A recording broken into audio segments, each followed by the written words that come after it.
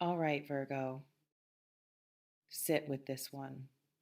Anna here, and you're at Virgo, because what arrived today has a different energy from anything we've sat with recently. It's not warm, it's not soft. It has the specific temperature of something that's been kept underground for too long, and underground things, when they finally surface, don't arrive gently.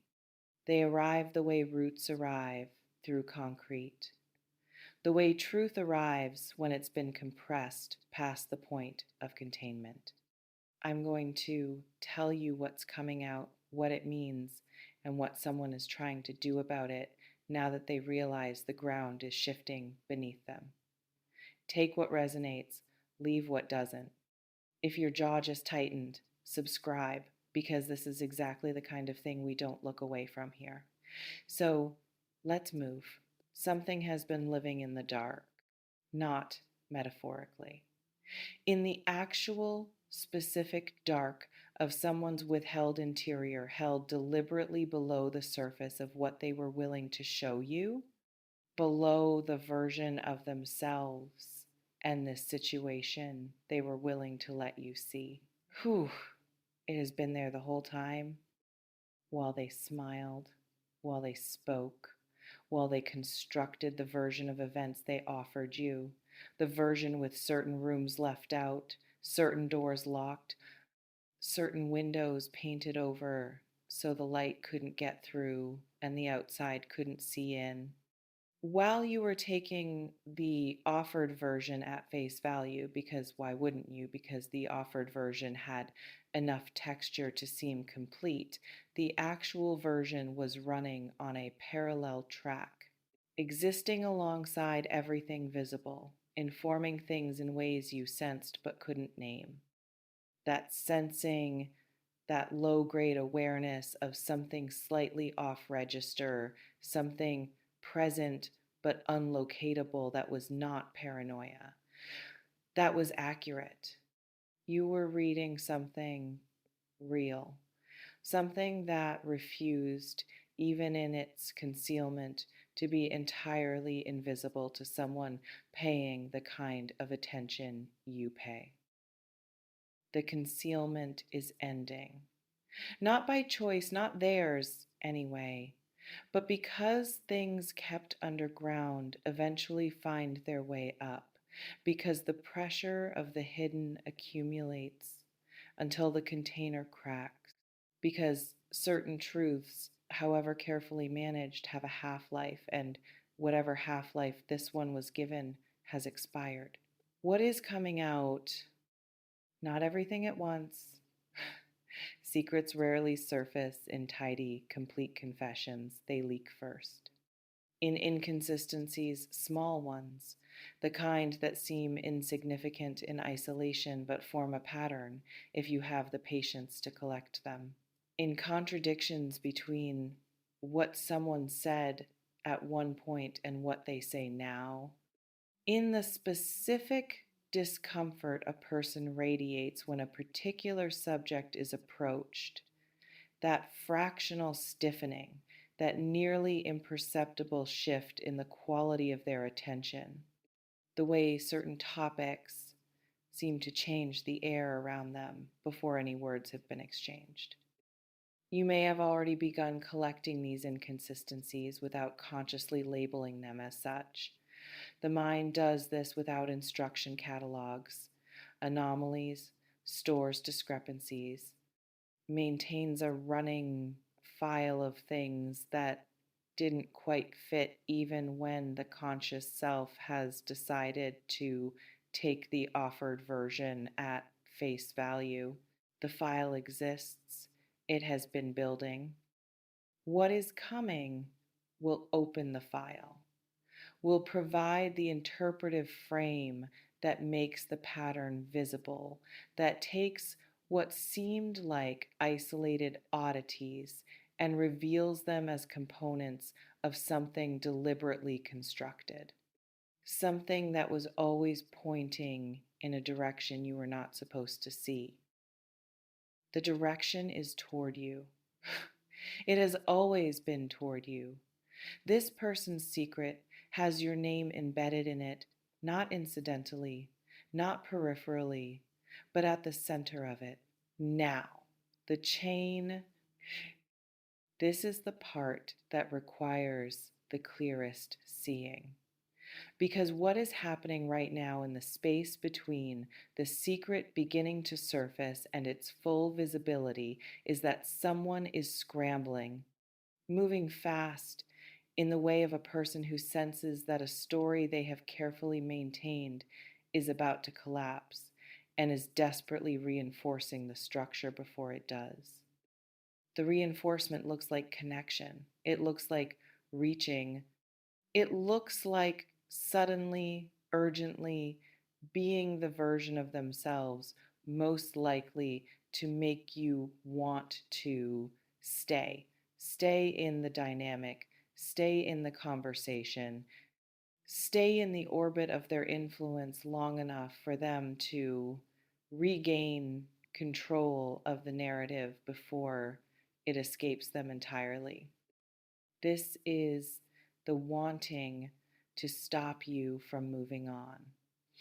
Not because your moving on breaks their heart, though they may tell you it does, and they may even partially believe it, but because your moving on removes the audience, removes the person whose continued presence in this dynamic has been serving a function they are not going to explain to you voluntarily. You have been serving a function that is the uncomfortable truth at the center of this. And the secret, when it fully surfaces, will clarify what that function was, will make visible the architecture of something you were placed inside of without being given the blueprint.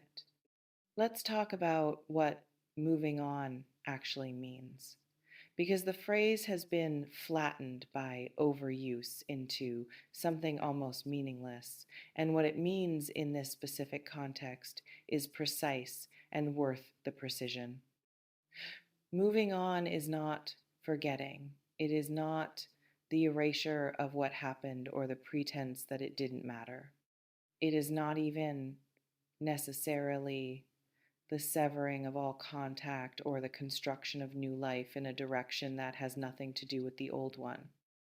Moving on is the withdrawal of your energy from something that has been consuming it without return. Whew! The redirection of your attention, the full, specific, valuable quality of your attention toward things that deserve it. Away from the maintenance of a dynamic that was never as mutual as it was presented, away from the story you were handed toward the story that is actually yours. And that withdrawal, that quiet, deliberate, increasingly visible withdrawal is what this person is responding to right now. They can feel it. The way you feel a change in temperature before you can articulate where it's coming from. They sense that the ground beneath their access to you is shifting. That something in you that was previously available has begun incrementally to become less so. And they are afraid of it in the specific way of someone who has built something on a foundation they never disclosed, who now watches that foundation begin to move and understands with a clarity they have perhaps never allowed themselves before exactly what they stand to lose. Secrets and the people who keep them share a particular relationship with power. The secret is the power, not always in a calculated, predatory way. Sometimes this is simply how certain people have learned to operate, learned that information controlled is influence maintained, learned through a lifetime of particular experiences that transparency costs more than they have ever been willing to pay. But regardless of how conscious the calculation, the architecture of what was hidden was serving a function that had something to do with keeping the balance of this dynamic weighted in a particular direction. When the secret surfaces, the architecture destabilizes. The weight that was invisible becomes visible. The hidden room in the house is suddenly open, and once a room has been seen, it cannot be unseen. The floor plan of everything changes. The way you understand the space you have been moving through, the way you navigate the relationship between you, all of it is reorganized by the single fact of the hidden thing now being known. This reorganization is not comfortable. It may not be clean.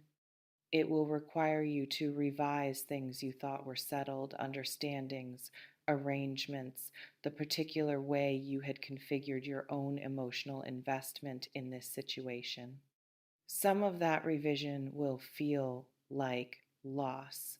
Some of it will feel, after the initial disorientation, like relief, like the specific exhale of someone who has been breathing shallow for too long and is only now, in the opening of the hidden room, able to take a full breath.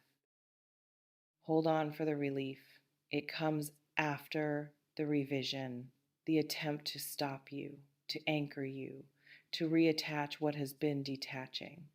Whew, it will come in a form that is designed specifically for you, not a generic appeal, not the kind of thing that would work on anyone because this person knows you, has been paying attention, perhaps more attention than you realized, to what moves you, to what makes you stay, to the specific combination of things that bypasses your discernment and lands in the place where your loyalty lives, your loyalty to people, to histories, to the version of something that you witnessed at its most real, even if what surrounded it was manufactured. They will reach for that, will construct their appeal around whatever is truest between you, whatever genuine thing existed inside the constructed thing, because that is what they have available, and because they know it has weight with you. They are not entirely wrong that it has weight. The genuine thing was real. Your response to it was real. But a genuine thing inside a false architecture does not redeem the architecture. Gold in a building does not make the building structurally sound. And what you are being asked to do, to stay, to re-anchor, to allow the withdrawal of your energy to reverse, is not being asked in service of the genuine thing. It is being asked in service of what the genuine thing was embedded in, which is the part that does not serve you. Know the difference. This is the work of this moment, knowing the difference between the real thing that existed and the structure that housed it, honoring one without being re-anchored by the other. The moon in this, the night. There is a reason secrets surface at night. Not only practically, though, the night creates its own particular loosening of the vigilance that keeps things contained, but symbolically, because night is the time of things that cannot maintain their concealment in the full scrutiny of daylight, of things that can only be seen when the ordinary light that makes the surface look solid is removed, of things that have been waiting for the particular quality of darkness that makes the hidden visible to those who have learned to see without the light. Something is becoming visible to you. Whew. In the particular darkness of this moment, in the specific quality of whatever is surfacing between you and this person and the situation they built something is revealing its actual shape. Not the shape you were shown, the shape it was. Let it be fully visible before you decide anything. Let the night do its complete work before the morning comes in and makes everything look tidy again. Because mornings have a way of restoring surfaces, of making the revealed thing seem smaller than it was in the darkness, where it finally became legible. What you see tonight, what is surfacing now, is the accurate version. Remember it in the morning. You are not being asked to be hard, not being asked to close in ways that make you into something you are not being asked to abandon your capacity for generosity or your understanding that people are complicated and secrets are often kept from fear rather than malice. You are being asked to be clear. Clear about what you saw when the hidden room opened. Clear about the difference between the genuine thread and the false architecture around it. Clear about what your energy deserves, what quality of exchange, what degree of honesty, what kind of foundation, and whether what is being offered, even in its most appealing and most urgent form, meets that standard. The chain they are reaching for, the one they are hoping to loop back around, the movement they can feel happening in you is made of something. And that something, in the light of what is surfacing, is visible now. For the first time, perhaps, visible. Look at what the chain is made of, Virgo. Look at it clearly, without flinching, without the softening that loyalty and history have a way of applying to things that deserve to be seen without it.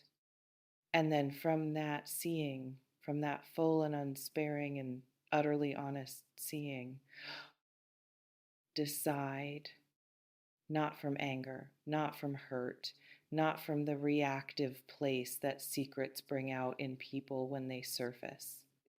From the deepest, quietest, most uncontaminated layer of your own knowing. That layer has been waiting for exactly this information. Now it has it,